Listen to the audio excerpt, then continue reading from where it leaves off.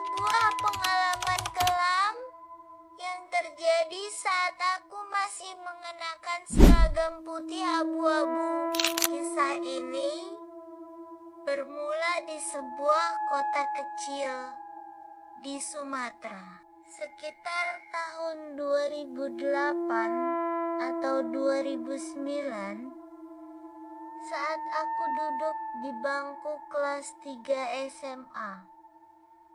Di kelasku ada seorang murid laki-laki bernama Fahmi. Kalau kalian bayangin, Fahmi ini tipikal anak yang sangat pendiam. Dia tertutup, jarang bicara, dan nyaris nggak punya teman akrab. Karena kebetulan aku cukup unggul dalam pelajaran, Fahmi mulai mendekatiku. Awalnya, ya cuma sebatas nanya soal PR atau tugas sekolah. Tapi seiring berjalannya waktu, interaksi kami jadi lebih intensif. Kami bahkan sering berangkat les bareng. Di mataku saat itu, dia terlihat seperti teman yang tulus, meskipun sedikit canggung.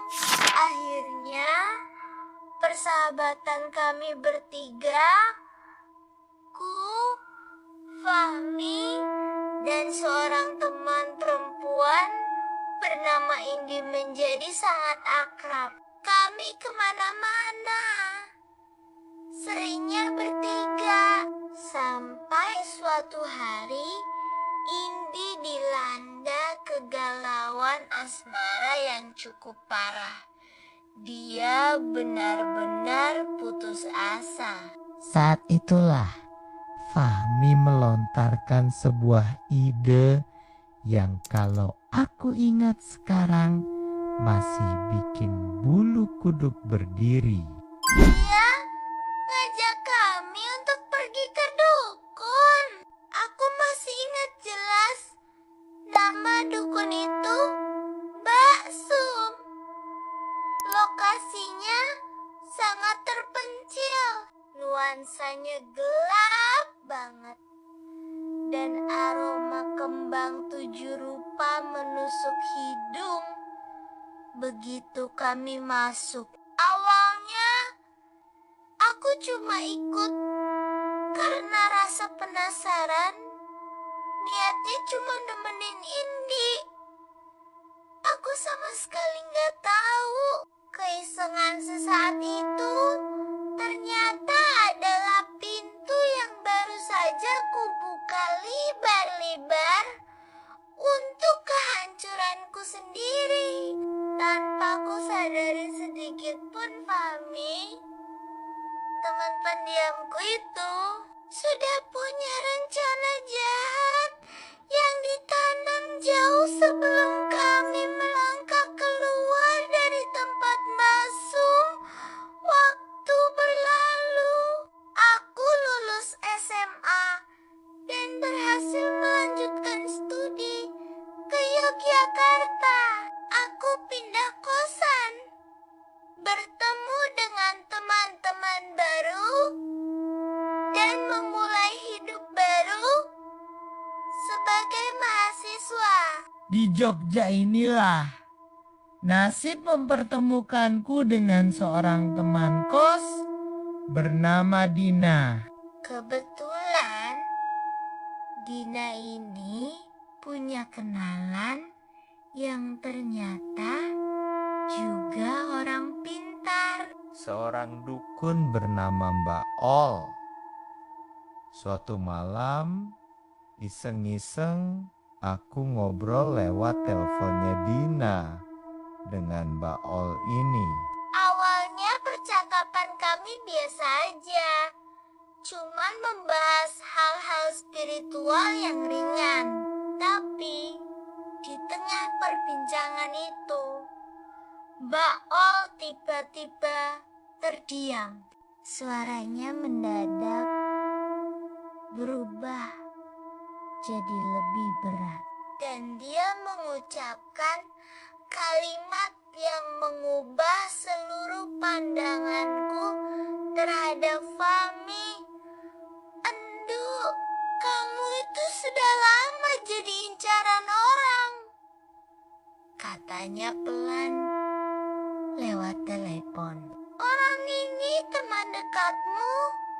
Dia sudah berkali-kali mencoba mengirim santet agar kamu jatuh cinta padanya. Duniaku rasanya runtuh seketika. Siapa? Siapa orang yang setega itu?" Ketika Mbak Ol menyebut nama Fahmi, jantungku terasa berhenti berdetak. Fahmi, temanku yang pendiam, yang kuanggap lugu, ternyata adalah iblis yang bersembunyi di balik senyumnya yang paling polos. Mbak Ol lalu menjelaskan semua ritual gila yang dilakukan Fahmi cuma demi memilikiku. Dia bilang, Fahmi sampai harus melakukan ritual aneh, bahkan makan emas demi memperkuat serangan sihirnya. Aku benar-benar tertegun. Aku nggak habis pikir seberapa besar obsesi yang dimiliki anak ini. Namun, ada satu hal lagi yang jauh lebih mengejutkan. Mbak Ol mengakui kalau setiap serangan yang dia kirimkan atas perintah Fahmi selalu mental, selalu gagal. Ilmu hitam terkuat yang dia miliki ternyata tidak pernah mampu menyentuhku sedikit pun. Lalu, apa alasannya? Mbak Ol menceritakan sebuah malam saat dia mencoba menanam sesajen di depan rumahku di Sumatera. Saat dia baru saja bersiap, dari kejauhan dia melihat ayahku keluar rumah mengenakan sarung dan peci, hendak berjalan ke masjid untuk salat maghrib. Di mata batin Mbak Ol, rumahku diselimuti oleh cahaya. Sebuah benteng tak kasat mata yang sangat kuat. Mbak Ol menyimpulkan, ilmu hitamnya mental bukan karena kekuatanku, melainkan karena keluargaku.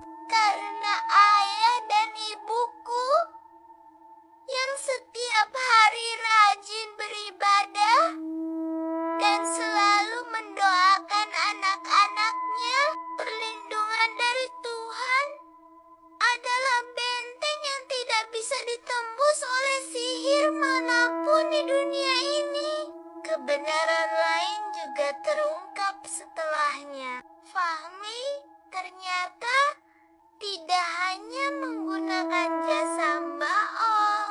Saat kami dulu pergi ke tempat Mbak Sum bersama Indi, Fahmi diam-diam juga sudah menggunakan jasa Mbak Sum yang ternyata adalah rival dari Mbak Aul untuk tujuan yang sama, menyantetku. Dan lagi-lagi, hasilnya nihil. Setelah aku mengetahui semua kekejian ini, amarahku tak terbendung lagi. Aku memberanikan diri mengirim pesan melalui BBM, melabrak Fahmi dengan semua bukti yang sudah aku pegang. Begitu Fahmi sadar bahwa rahasia gelapnya terbongkar, responsnya hanyalah keheningan diikuti pemblokiran total.